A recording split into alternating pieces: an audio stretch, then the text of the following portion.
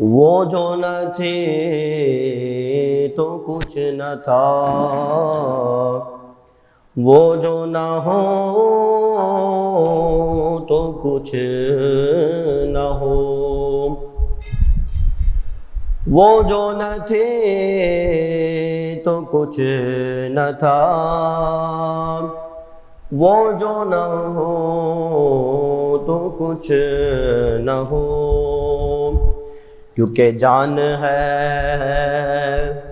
وہ جہان کی، جان ہے تو جہان ہے۔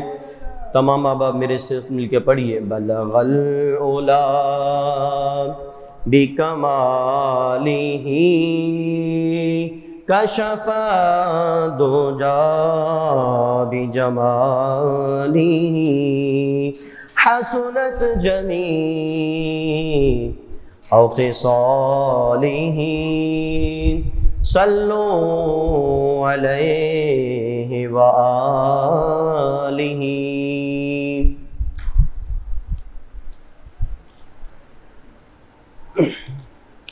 اللہ تبارک و تعالیٰ کا احسان کہ مالک لم یزل نے ایک بار پھر جمعۃ المبارک کی مقدس ساعتوں، بابرکت لمحوں اور بہترین وقت کے اندر جمع فرمایا۔ ہم دعا کرتے ہیں پروردگار عالم عز و جل ہم سبھی کا یہاں بیٹھنا اپنی بارگاہ میں قبول فرمائے، اور یہ بات یاد رکھیے کہ میں نے تمہیداً ایک آیت کریمہ کا ایک جز تلاوت کیا ہے جس میں اللہ تبارک و تعالی نے ارشاد فرمایا، قل بفضل اللہ وبرحمتہ فبذلک فلیفرحوا۔ اے محبوب آپ فرما دیجئے کہ جب بندوں کو کوئی خوشخبری پہنچے، بندوں کو کوئی اللہ تبارک و تعالیٰ کی طرف سے نعمت پہنچے تو مالک لم یزل کا شکر ادا کرو، مالک لم یزل کے حضور خوشیاں مناؤ، رب تبارک و تعالیٰ کی جناب میں پہلے سے زیادہ عبادتیں کرو، اللہ تبارک و تعالیٰ کا شکر ادا کرو کہ مالک لم یزل نے تمہیں خوشخبری عطا فرمائی ہے، نعمت عطا فرمائی ہے۔ تو عزیزان محترم، اللہ نے ارشاد فرمایا کہ اللہ کا جب فضل ہو اور اس کی رحمت ہو تو چاہیے کہ تم خوشی مناؤ۔ کیا کرو؟ خوشی مناؤ۔ تو کائنات میں اگر سب سے عظیم نعمت ہے، سب سے عمدہ نعمت ہے تو وہ حضور علیہ السلام کی صورت میں ہے۔ تو آپ کو پتہ ہے کہ جس قدر جتنی بڑی نعمت ہو اس کا شکریہ بھی بڑا اچھے طریقے سے کیا جاتا ہے۔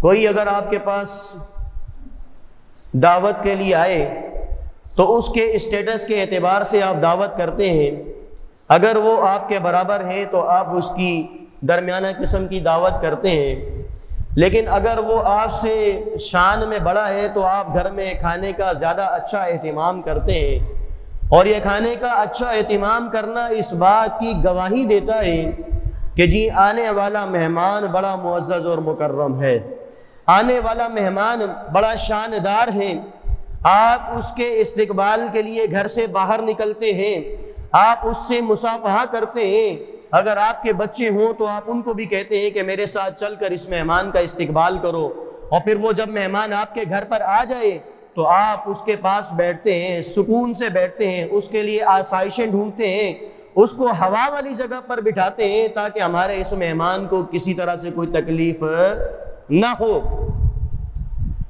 تو معلوم ہوا کہ مہمان جس قدر عظیم الشان ہوگا اس کا پروٹوکول بھی اتنا بڑھتا چلا جائے گا۔ تو یہ بتائیے کائنات کی سب سے عظیم نعمت جانے کائنات جناب محمد الرسول اللہ اس دنیا میں تشریف لائے تو یہ کوئی چھوٹی نعمت نہیں ہے کہ جس پر بس جو ہے وہ تھوڑا سا الحمدللہ کہا جائے، بلکہ یہ اس قدر عظیم نعمت ہے کہ اگر حضور علیہ السلام کی آمد کی خوشی میں اپنے نذرانوں کو پیش بھی کیا جائے، اپنی جانوں کو پیش کیا جائے، تب بھی حضور علیہ السلام کی آمد کی خوشی کامل نہیں ہو سکتی۔ تو عزیزان محترم، اسی خیال کو ایک شاعر نے قلم بند کیا اور کہا، کروں تیرے نام پہ جاں فدا، نہ بس ایک جان دو جہاں فدا، دو جہاں سے بھی نہیں جی بھرا، کروں کیا کروڑوں جہاں نہیں۔ عزیزان محترم، حضور علیہ السلام کی یہ جو تشریف آوری ہے، یہ ایک خطے کے لیے نہیں ہے، ایک مکان کے لیے نہیں ہے، ایک قوم کے لیے نہیں ہے، بلکہ میرے آقا جناب محمد الرسول اللہ صلی اللہ تعالی علیہ وسلم تمام کائنات کے لیے نبی بن کر آئے ہیں۔ کوئی خطہ مخصوص نہیں ہے، کوئی قبیلہ مخصوص نہیں ہے، بلکہ تمام عالمین کے لیے جانے کا نا جناب محمد الرسول اللہ صلی اللہ تعالی علیہ وآلہ وسلم رحمت بن کر، نبی بن کر اور اللہ کا پیغمبر بن کر تشریف لائے۔ عزیزان محترم، کسی بھی انسان کے حالات کو اگر دیکھنا ہو تو ہم اس کی زندگی کے 4 سے 5 حصے کرتے ہیں، پھر اس کی ان 4 سے 5 حصوں کی زندگی کو دیکھ لیتے ہیں۔ جی، اس کا بچپن کیسا گزرا، اس کا لڑکپن کیسا گزرا، اس کی جوانی کیسی گزری، اس کی نوجوانی کیسی گزری، اور اس کا بڑھاپا کیسے گزرا۔ بولیے سبحان اللہ۔ یعنی انسان کی زندگی کے جو اہم ترین لمحات ہیں، انسان کی زندگی کے جو اہم ترین لمحات ہیں، یا اس کو پہچاننے کا جو ایک طریقہ ہے، ایک زاویہ ہے کہ اس کی زندگی کے ان 5 لمحات میں غور کر لو تو آپ کو معلوم چل جائے گا کہ یہ انسان کتنا عظیم مرتبے والا ہے، اس انسان نے اپنی زندگی کیسے گزاری ہے۔ تو عزیزان محترم، میرے اور آپ کے آقا جناب محمد الرسول اللہ صلی اللہ تعالی علیہ وآلہ وسلم اس قدر شان والے ہیں کہ حضور کی پیدائش بھی اعلیٰ ہے، حضور کی لڑکپن بھی اعلیٰ ہے، حضور کی جوانی بھی اعلیٰ ہے، حضور کی نوجوانی بھی اعلیٰ ہے، حضور علیہ السلام کا بڑھاپا بھی اعلیٰ ہے، حضور علیہ السلام کی مدت رضاعت بھی اعلیٰ ہے، حضور علیہ السلام کا کھلونا بھی اعلیٰ ہے، حضور کا گھر بھی اعلیٰ ہے، حضور کا خاندان بھی اعلیٰ ہے، حضور علیہ السلام کا پورا کنبہ اعلیٰ ہے، حضور علیہ السلام تمام کائنات سے افضل و اعلیٰ بن کر تشریف لائے ہیں۔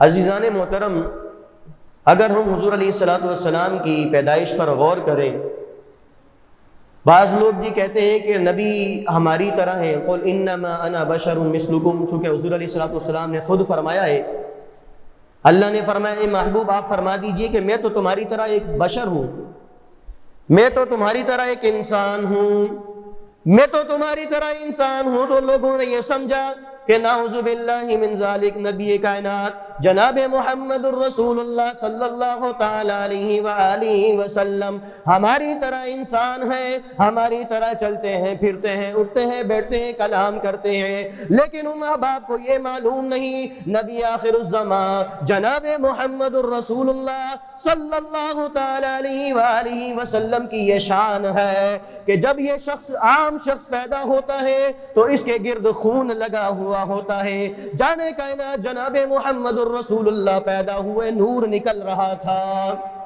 نور کے حلے برآمد ہو رہے تھے۔ جانے کائنات جناب محمد الرسول اللہ کی والدہ ماجدہ حضرت آمنہ فرماتی ہیں کہ جب ولادت کا وقت قریب آیا تو میں نے دیکھا کہ خرج منی نور، مجھ سے ایک نور نکلا ہے، اس نور کی روشنی اس قدر زیادہ تھی کہ میں نے شام کے کیسر و کسرا کے محلات کو دیکھ لیا۔ اب ذرا غور کیجئے، حضور علیہ الصلوۃ والسلام کی پیدائش پر عزیزان محترم لوگ یہ کہتے ہیں کہ تم لائٹیں لگاتے ہو، تم گھر میں چراغاں کرتے ہو، یہ کہاں سے ثابت ہے؟ میں کہتا ہوں کہ حضرت آمنہ فرماتی ہیں کہ جب حضور علیہ الصلوۃ والسلام کی پیدائش کا وقت آیا، حضور علیہ الصلوۃ والسلام دنیا میں جلوہ گر ہوئے تو نور نکل رہا تھا۔ ہم بندے ہیں، ہم اس قدر لائٹ کا بندوبست نہیں کر سکتے کہ ایک شہر سے دوسرے شہر پر اس کی روشنی جائے۔ البتہ اللہ کی جو شان تھی، اللہ تبارک و تعالی کے جو محبوب دنیا میں آئے، اللہ تبارک و تعالی نے اپنی حیثیت کے مطابق ایسا نور نکالا جس کے ذریعے کائنات کا ذرہ ذرہ روشن ہو گیا۔ عزیزان محترم، ایسی لائٹ کا بندوبست تو ہم نہیں کر سکتے، لیکن اللہ کی سنت کو زندہ کرتے ہوئے گھر میں تھوڑی سی لائٹ کا اہتمام کر لیتے ہیں، تھوڑی سی لائٹ کا بندوبست کر کے ہم یہ اللہ کی سنت کو زندہ کرتے ہیں کہ مالک لم یزل نے بھی حضور علیہ الصلوۃ والسلام کی آمد پر حضرت آمنہ کے جسم اطہر سے ایک نور نکالا تھا، اور اس نور کی روشنی سے آپ نے کیسر و کسرا کے محلات کو بھی دیکھ لیا تھا۔ تو ہم بندے ہیں، جتنی ہماری حیثیت ہے ہم حضور علیہ الصلوۃ والسلام کا میلاد مناتے ہیں۔ تو عزیزان محترم ذرا سماعت کیجئے، حضرت آمنہ رضی اللہ تعالی عنہ فرماتی ہیں، کوئی اور راوی نہیں ہے، کوئی ضعیف بات نہیں کر رہا ہوں، بلکہ آپ خود فرماتی ہیں کہ حضور علیہ الصلوۃ والسلام جب میرے پیٹ مبارک میں تھے، جب میرے شکم اطہر میں تھے، تو میں جہاں جہاں سے گزرتی درخت مجھ کو سجدہ کیا کرتے تھے، پتھر جھک کر سلام کیا کرتے تھے، پتھر مجھ کو سلام کیا کرتے تھے۔ ہماری اور آپ کی ماؤں کا یہ عالم ہوتا ہے کہ اگر ہم ان کے پیٹ میں تھے تو ان کو تکالیف سے چین نہ آتا تھا، وہ ایک قدم اٹھانا ان کے لیے مشکل تھا۔ لوگ یہ کہتے ہیں کہ نبی ہماری طرح، ذرا ان کی والدہ سے پوچھو کہ ان کو پیدا کرتے وقت ان کو کتنی تکالیف آئیں، لیکن قربان جائیے جناب محمد الرسول اللہ صلی اللہ تعالی علیہ وآلہ وسلم کی ذات گرامی پر ایک وہ شخص ہے جس کی پیدائش کے وقت اس کی والدہ ایک پیر نہ اٹھا سکتی تھی۔ ادھر حضور علیہ الصلوۃ والسلام کا معاملہ ہے کہ اللہ تبارک و تعالی نے بڑے بڑے پہاڑوں کو آمنہ کے سامنے جھکا کر پیش کر دیا، بڑے بڑے پہاڑوں کو حضرت آمنہ رضی اللہ تعالی عنہ کے سامنے جھک کر سلام کرتے ہوئے آپ فرماتی ہیں کہ درخت بھی جھک کر مجھے سلام کرتے، پتھر بھی میرے سامنے جھک جایا کرتے۔ تو یہ بتائیے کتنا عظیم الشان نبی ہے، کس قدر رحمتوں اور برکتوں والا نبی ہے عزیزان محترم۔ پھر آگے لکھتی ہیں، آگے فرماتی ہیں کہ جب حضور علیہ الصلوۃ والسلام دنیا میں تشریف لے آئے، حضور علیہ الصلوۃ والسلام دنیا میں جلوہ گر ہوئے، ناف کٹی ہوئی تھی، خوشبو لگی ہوئی تھی، حضور علیہ الصلوۃ والسلام کے ارد گرد نور نکل رہا تھا۔ حضور علیہ الصلوۃ والسلام سجدے میں گر پڑے اور ارشاد فرمایا، ربی حب لی امتی، اے میرے اللہ میری امت کی بخشش و مغفرت فرما دے۔ یہ وہ نبی ہیں، یہ وہ عظیم الشان نبی ہیں کہ پیدائش کے وقت بھی اپنی امت کو یاد فرما رہے، بولیے سبحان اللہ۔ پیدائش کے وقت بھی اپنی امت کو یاد فرما رہے ہیں، امت کو تنے تنہا نہیں چھوڑا ہے، بلکہ علماء لکھتے ہیں یہاں پر کہ حضور علیہ الصلوۃ والسلام اس دنیا میں پاک ہو کر آئے۔ حضور علیہ الصلوۃ والسلام اس دنیا میں جب آئے تو کلام کرتے ہوئے آئے۔ حضور علیہ الصلوۃ والسلام اس دنیا میں تشریف لائے تو نور کا حلہ لے کر آئے۔ حضور علیہ الصلوۃ والسلام اس دنیا میں تشریف لائے تو ناف کٹی ہوئی تھی، اور آپ صلی اللہ تعالی علیہ وسلم کے جسم اطہر سے خوشبو آ رہی تھی۔ حضور علیہ الصلوۃ والسلام اس دنیا میں تشریف لائے تو آپ کی آنکھوں پر سرما مبارک لگا ہوا تھا۔ تو کس قدر مالک لم یزل نے حضور علیہ الصلوۃ والسلام کو تیار فرما کر اس دنیا میں مبعوث فرمایا، اور پہلا کلام کیا فرمایا؟ ربی حب لی امتی، اے میرے رب میری امت کی بخشش و مغفرت فرما۔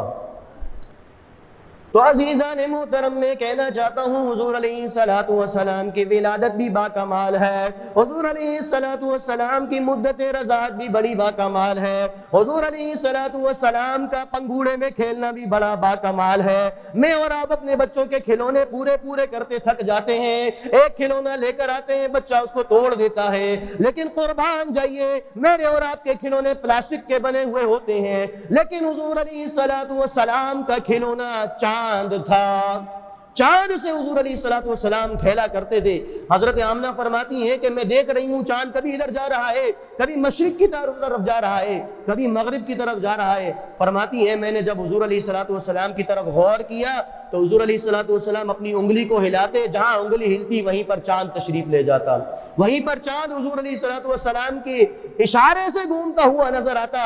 امام اہل سنت امام احمد رضا خان فاضل بریلوی رحمت اللہ تعالی علیہ ارشاد فرماتے ہیں، کھیلتے تھے چاند سے بچپن میں آقا اس لیے، کھیلتے تھے چاند سے بچپن میں آقا اس لیے، وہ سراپا نور تھے اور یہ کھلونا نور کا، وہ سراپا نور تھے اور وہ کھلونا نور کا۔ اللہ اکبر۔ عزیزان محترم چاند کی بات آ گئی ہے، میں آپ سے ایک روایت سناتا ہوں۔ حضور علیہ الصلوۃ والسلام کے صحابی ہیں، کہتے ہیں میں نے دوسرے صحابی سے پوچھا کہ تم نے رسول اکرم صلی اللہ تعالی علیہ وسلم کو دیکھا ہے، حضور علیہ الصلوۃ والسلام کا چہرہ مبارکہ کیسا تھا؟ فرماتے ہیں تم نے یہ سوال کیا، ہم حضور کی مجلسوں میں بیٹھتے تو تھے، ہم حضور علیہ الصلوۃ والسلام کی محافل میں شرکت تو کرتے تھے، لیکن کبھی حضور علیہ الصلوۃ والسلام کے چمکتے ہوئے چہرے کی طرف آنکھ اٹھا کر نہیں دیکھا۔ فرماتے ہیں کہ جس طرح چاند سے روشنی نکلتی تھی، جس طرح چاند چمکتا تھا، حضور علیہ الصلوۃ والسلام کے دندان اور منہ مبارک چمکا کرتا تھا، حضور کے دانت مبارک بھی چمکا کرتے تھے، حضور کا چہرہ مبارکہ بھی چمکا کرتا تھا۔ عزیزان محترم یہ بات یاد رکھیے کہ چاند پر بھی داغ ہے، لیکن جانے کائنات جناب محمد الرسول اللہ صلی اللہ تعالی وسلم ہر داغ سے پاک ہیں، ہر داغ سے پاک ہے حضور علیہ الصلوۃ والسلام کی ذات گرامی۔ ہم آگے چلتے ہیں، اس ولادت کے تذکرے کو آگے بڑھاتے ہیں۔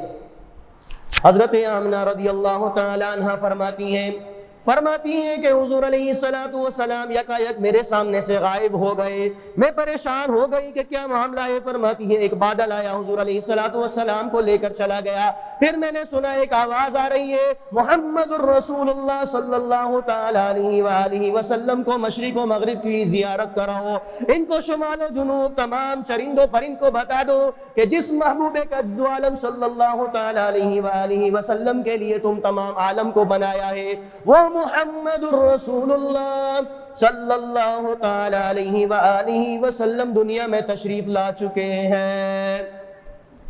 فرماتی ہے میں نے یہ اعلان سنا، پھر میں نے دیکھا کہ یکایک حضور علیہ الصلوۃ والسلام میرے سامنے آئے اور سبز کپڑے میں لپٹے ہوئے ہیں۔ فرماتی ہیں حضرت جنید بغدادی رحمۃ اللہ تعالی علیہ فرماتے ہیں، خطیب بغدادی رحمۃ اللہ تعالی علیہ فرماتے ہیں کہ جس رات حضور علیہ الصلوۃ والسلام کی ولادت باسعادت ہوئی، فرماتے ہیں جس رات پیارے آقا صلی اللہ تعالی علیہ وآلہ وسلم کی ولادت باسعادت ہوئی، آپ فرماتے ہیں اللہ تبارک و تعالی نے قبیلہ بنی بکر اور تمام قبیلے کی بکریوں کو یہ زبانیں عطا فرمائی، تمام چوپایوں کو زبانیں عطا فرمائی، اور تمام چوپائے مشرق کے چوپائے مغرب کے چوپایوں کو خوشخبری دینے لگے، اور مشرق کے چوپائے مغرب کے چوپایوں کو خوشخبریاں دینے لگے۔ فرماتی ہیں کہ تمام جانوروں نے حضور علیہ الصلوۃ والسلام کی آمد کی خوشی منائی ہے، حضور کی آمد کی خوشی منائی ہے۔ تمام جانوروں نے بھی، قبیلہ بنی بکر کے جانوروں نے، چوپایوں نے، چرندوں پرندوں نے حضور علیہ الصلوۃ والسلام کی آمد کی خوشی منائی ہے۔ تو عزیزان محترم کیوں نہ بھی ہم بھی حضور علیہ الصلوۃ والسلام کی آمد کی خوشی منائیں۔ اچھا یہاں پر ایک دو سوالات ہوتے ہیں۔ ایک بچہ مجھ سے کل پوچھ رہا تھا کہ امام صاحب حضور علیہ الصلوۃ والسلام کی 12 ربیع الاول کو پیدائش ہے یا وفات ہے؟ تو دو بچے آئے، ایک کہنے لگا کہ امام صاحب میں یہ کہتا ہوں کہ حضور علیہ الصلوۃ والسلام کی پیدائش جو تھی وہ 12 ربیع الاول کو، دوسرا کہنے لگا کہ امام صاحب میں یہ کہتا ہوں کہ حضور علیہ الصلوۃ والسلام کی وفات جو تھی وہ 12 ربیع الاول کو تھی۔ تو عزیزان محترم ایک مسئلہ یاد رکھیے کہ حضور علیہ الصلوۃ والسلام کی تمام جمہور علماء کے نزدیک وفات کا دن بھی 12 ربیع الاول ہے اور پیدائش کا دن بھی 12 ربیع الاول ہے. صحیح ہے.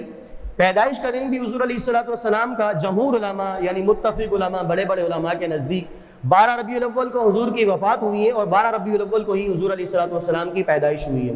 اب آپ کہیں گے جی مولانا صاحب آج تک تو ہم یہ سنتے آ رہے تھے کہ حضور علیہ الصلوۃ والسلام کی فقط جو ہے وہ پیدائش ہوئی ہے اسی لیے ہم خوشیاں مناتے تھے، تو اب آج کے بعد ہم جو ہے وہ خوشیاں نہ منائیں گے بلکہ سوگ کریں گے.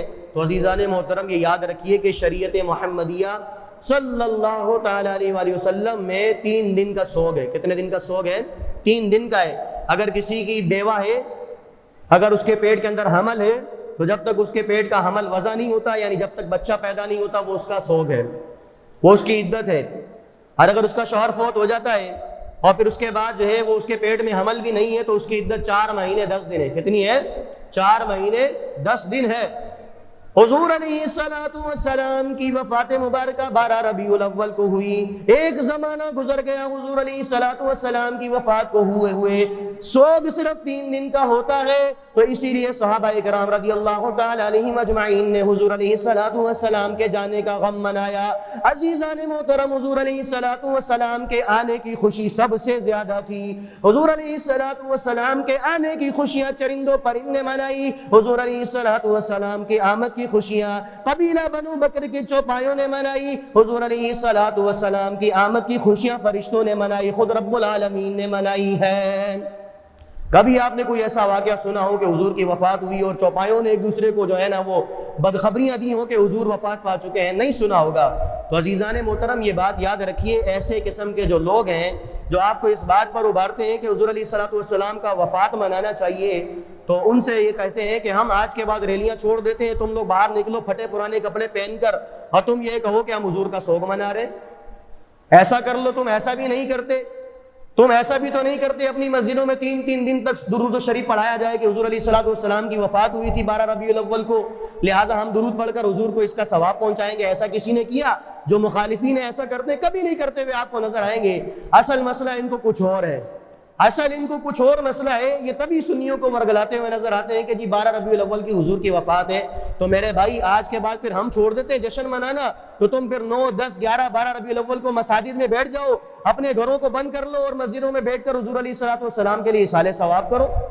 کبھی کوئی ایسا بندہ آپ کو نہیں ملے گا کہ جو گھر میں مسجد میں بیٹھا ہو اور درود شریف پڑھے اور کہے کہ حضور کی وفات ہے تو حضور کی وفات کے لیے میں حضور کے لیے اصالہ ثواب کے لیے اہتمام کر رہا ہوں. تو یہ وہ صرف اعتراض کرتے ہوئے نظر آئیں گے.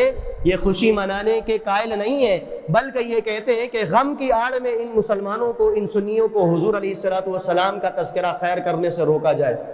ان کا اصل مقصد یہ ہے. وگرنہ حضور علیہ السلام نے خود بیان فرمایا ہے کہ 3 دن کا سوگ ہوتا ہے، اور اگر کوئی بیوہ ہے تو 4 مہینے 10 دن کا سوگ ہے. اگر کوئی بیوہ ہے اور اس کے پیٹ میں بچہ بھی ہے تو جب تک اس کا بچہ پیدا نہیں ہوتا اس کا وہ سوگ ہے.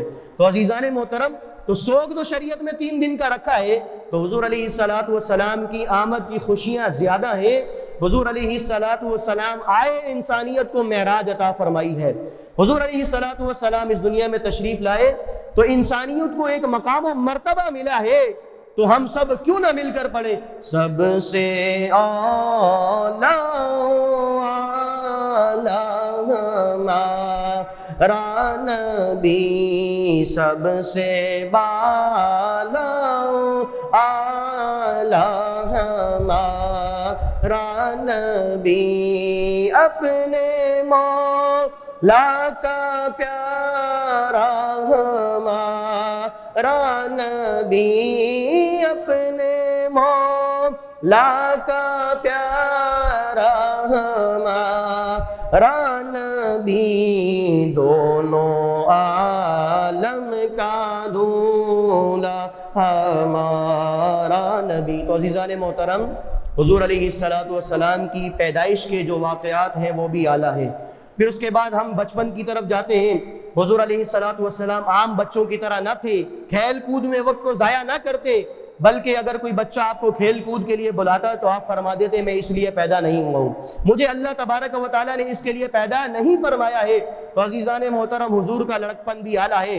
حضور علیہ الصلوۃ والسلام کبھی کپڑوں میں بول و براز نہ فرماتے، بلکہ ایک مقررہ وقت میں بول و براز فرماتے۔ حضرت حلیمہ سعدیہ فرماتی ہیں کہ حضور علیہ الصلوۃ والسلام ایک مقررہ وقت میں اپنی حاجت وغیرہ کیا کرتے اور اس کے بعد میں حضور کو صاف کر دیا کرتی تھی۔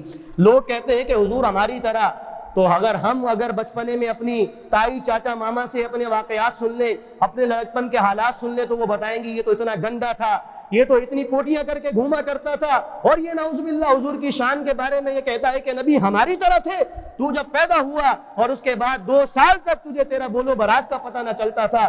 جانے کائنات جناب محمد الرسول اللہ صلی اللہ تعالی علیہ وآلہ وسلم ایک مقررہ وقت میں بولو براز فرماتے اور کہیں گندگی نہ فرماتے تھے۔ یہ حضور کا لڑکپن ہے۔ حضور کی جوانی بھی اعلیٰ ہے، حضور علیہ الصلوۃ والسلام کی نوجوانی بھی اعلیٰ ہے، حضور علیہ الصلوۃ والسلام کا بڑھاپا بھی اعلیٰ ہے۔ عزیزان محترم، حضور علیہ الصلوۃ والسلام کی زندگی مبارکہ کے بارے میں اللہ تعالیٰ نے خود قرآن پاک میں ارشاد فرمایا، لَعَمْرُكَ إِنَّهُمْ لَفِي سَكْرَتِهِمْ يَعْمَهُونَ۔ اے محبوب صلی اللہ تعالیٰ علیہ وآلہ وسلم، آپ کی عمر مبارکہ کی قسم جو آپ نے تمام لوگوں کے درمیان گزاری ہے۔ دنیا کے محبوب ہوتے ہیں، محبوب بڑے دیکھیں ہم نے، لیکن کوئی محبوب اپنے محب کی اتنی زیادہ تعریف نہیں کرتا جتنی اللہ تبارک و تعالیٰ نے حضور علیہ الصلوۃ والسلام کی ہے۔ تو عزیزان محترم، یہ اشکال اپنے ذہن سے نکال دیجئے اور حضور علیہ الصلوۃ والسلام کا میلاد اس صورت میں منائیے کہ نمازوں کی پابندی کیجئے۔ حضور علیہ الصلوۃ والسلام کا میلاد اس صورت میں منائیے، گھروں میں حضور علیہ الصلوۃ والسلام کا ذکر خیر کیجئے۔ حضور علیہ الصلوۃ والسلام کا میلاد صحابہ نے منایا ہے، کبھی نجاشی بادشاہ کے دربار کے سامنے منایا ہے، کبھی حضور علیہ الصلوۃ والسلام کا میلاد کفار کے سامنے منایا ہے، کبھی حضور علیہ الصلوۃ والسلام کے آمد کے چرچے ظالم و جابر آقا کے سامنے کیے ہیں، کبھی حضور علیہ الصلوۃ والسلام کی آمد کے چرچے سولیوں پر چڑھ کر، اور کبھی حضور علیہ الصلوۃ والسلام کے چرچے، آمد کے چرچے تکالیف میں رہ کر صحابہ کرام رضی اللہ تعالیٰ عنہم اجمعین نے کیے ہیں۔ تو عزیزان محترم، آج کی جمعۃ المبارک سے یہ پیغام لے کر جائیے کہ پیارے آقا صلی اللہ تعالی وسلم کو جو اللہ نے شان عطا فرمائی ہے، جو مقام و مرتبہ عطا فرمایا ہے، حضور کی زندگی مبارکہ کو اگر ہم پڑھیں تو ہر ایک پہلو، ہر ایک لمحہ، ہر ایک ساعت چمکتی ہوئی نظر آتی ہے کہ اللہ تعالیٰ نے کس قدر حضور علیہ الصلوۃ والسلام کو مقام و مرتبہ عطا فرمایا ہے۔ تو اللہ تبارک تعالیٰ کی جناب میں دعا کرتے ہیں مالک لم یزل آج کی ہماری اس حاضری کو قبول فرمائے، اور بحمدہ تعالیٰ آپ کے سامنے مسجد کی تعمیر آپ کے سامنے ہے۔ ایک روایت میں آپ کے سامنے سناتا ہوں، آپ کا دل باغ باغ ہو جائے گا، بولیے انشاءاللہ، سبحان اللہ بھی بول دیجئے۔ عزیزان محترم، کتابوں میں آتا ہے حضرت ابراہیم اور حضرت اسماعیل علیہ نبینا علیہ الصلوۃ والسلام نے جب تعمیر کعبہ مکمل فرما لی، اللہ کے گھر کو مکمل فرما لیا، تو اس کے بعد کچھ پتھروں کے ٹکڑے بچ گئے، پتھروں کے کچھ ٹکڑے بچ گئے۔ وہ تمام پتھر اور بلاکس وغیرہ جو خانہ کعبہ کی تعمیر کے لیے لگ گئے تھے وہ مکمل ہو گئے، اور کچھ ذرات باقی بچ گئے۔ سمجھ آ رہی ہے میری بات؟ سمجھ آ رہی ہے بھائی؟ کچھ ذرات باقی بچ گئے پتھروں کے۔ تو حضرت ابراہیم علیہ نبینا علیہ الصلوۃ والسلام نے اللہ تبارک و تعالیٰ میں عرض کی، اللہ تبارک و تعالیٰ کی جناب میں عرض کی، اے اللہ یہ جو ٹکڑے بچ گئے ہیں ان کا میں کیا کروں؟ اللہ تبارک و تعالیٰ نے جبریل امین کو بھیجا اور ابراہیم علیہ السلام سے کہا کہ تم ایسا کرو کہ ان تمام ٹکڑوں کو، ان تمام پتھروں کو ایک جگہ جمع کر لو، اور پھر اس جگہ پر جمع کر لیا گیا۔ جبریل امین آئے اور ان تمام پتھروں کے ٹکڑوں کو اپنے ساتھ لے کر ہوا میں اڑ گئے، بولیے سبحان اللہ۔ تو روایات میں آتا ہے، علماء لکھتے ہیں، کتابوں میں مذکور ہے، جبریل امین آسمان کی طرف بلند ہوئے، اس قدر آسمان کی بلندی پر چلے گئے، وہاں جا کر ان پتھروں کو پھینک دیا۔ علماء فرماتے ہیں کہ جہاں جہاں وہ خانہ کعبہ کی تعمیرات کے اندر استعمال ہونے والے پتھروں کے ٹکڑے بچے تھے، وہاں وہاں پر روئے زمین پر تا قیامت مسجدیں بنتی رہیں گی۔ یعنی یہ وہی ٹکڑے ہیں، یہ جو ٹکڑا ہے یہ لانڈی کا، یہ جو 5D کے ایریا کا ٹکڑا ہے، اس میں جو مسجد کی بحمدہ تعالیٰ تعمیر ہوئی ہے، یہ وہی پتھروں کا ٹکڑا ہے جو خانہ کعبہ کی تعمیر کے اندر استعمال ہونے والے پتھر سے بچا ہوا ٹکڑا تھا۔ تو جہاں جہاں روئے زمین پر ان پتھروں کے ٹکڑے گرے ہیں، وہاں پر قرب قیامت تک مساجد بنتی رہیں گی۔ تو عزیزان محترم، یہ مسجدیں ایسے نہیں بنی ہیں بلکہ یہ چمکتے ہوئے ستاروں کی طرح آسمان والوں کو نظر آتی ہیں۔ تو عزیزان محترم، ہم سبھی کو چاہیے ان مساجد کی خدمت کریں۔ بولیے انشاءاللہ۔ آپ کو انشاءاللہ بلوانا پڑتا ہے، ذرا اونچی آواز میں بولیے انشاءاللہ۔ ان مساجد کے ساتھ تعاون کریں، ان مساجد کی ضروریات کو پورا کریں، اللہ تبارک و تعالی آپ کی ضروریات کو پورا فرمائے گا۔ وہ مالک لم یزل آپ کو اس قدر جھولیاں بھر بھر کے عطا فرمائے گا کہ آپ سے گنتی کرنا مشکل ہو جائے گا۔ رب کی جناب میں دے کر تو دیکھیے، ان مساجد کی تعمیرات کے اندر اپنے حصے کو شامل کیجئے، نیک اجتماعات میں خرچ کیجئے، حضور علیہ السلام کی آمد کی خوشی میں میلاد پر خرچ کیجئے، اور اس کے بعد اس کے ثمرات دیکھیے۔ اسی کے ساتھ میں آج کے اس عنوان کو کمپلیٹ کرتا ہوں۔ اللہ تبارک و تعالیٰ آج کی ہماری اس حاضری کو قبول فرمائے، اور جو کچھ ہم نے کہا سنا اسے اپنی بارگاہ میں قبول فرماتے ہوئے ہمارے تمام گناہوں کو معاف فرمائے۔ آمین بجاہ نبی الامین صلی اللہ تعالیٰ علیہ وسلم۔